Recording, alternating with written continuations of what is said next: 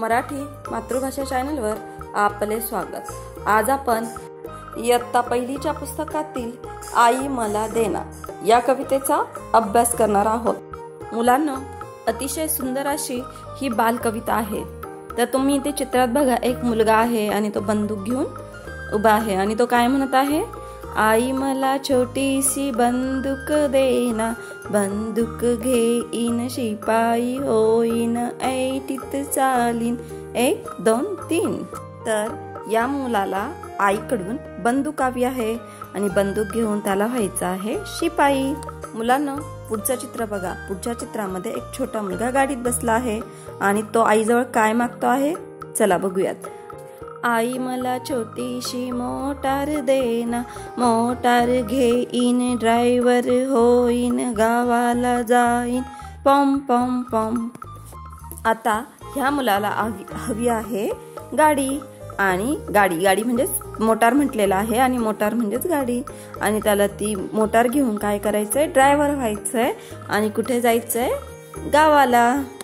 आता इथे पुढे चित्रामध्ये एक एरोप्लेन मध्ये मुलगी बसली आहे। ती आईला काय म्हणते आहे ते बघूया।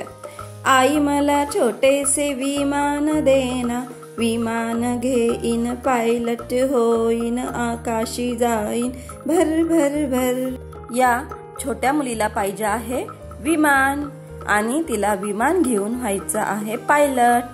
ठीक आहे। आता पुढे बघा, एक छोटीशी मुलगी बसली आहे आणि तिच्या जवळ आहे बाहुली। तर चला ती आईला काय म्हणते बघूया। आई मला छोटीशी बाहुली देना, बाहुली घेईन, तिजला मी सजवीन, ती संग नाचेन छम छम छम। तर या छोट्या मुलीला हवी आहे बाहुली आणि बाहुली घेऊन तिला तिच्या बरोबर करायचा आहे डान्स। कसा करायचा आहे डान्स, छम छम छम। ही कविता आता आपण परत म्हणूयात। आई मला छोटीशी बंदूक देना, बंदूक घेईन, शिपाई होईन, ऐटीत चालीन 1 2 3। आई मला छोटीशी मोटार देना, मोटार घेईन, ड्रायव्हर होईन, गावाला जाईन, पम पम पम।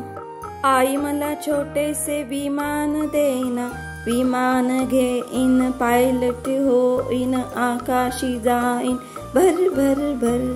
आई मला छोटीशी बाहुली देना, बाहुली घेईन, तिजला मी सजवीन, ती संगे नाचेन छम छम छम। मुलांनो, अशाच नवीन नवीन कविता आणि धड्यांचा अभ्यास करण्यासाठी आपल्या मराठी मातृभाषा चॅनलला सबस्क्राईब करा। थँक्यू।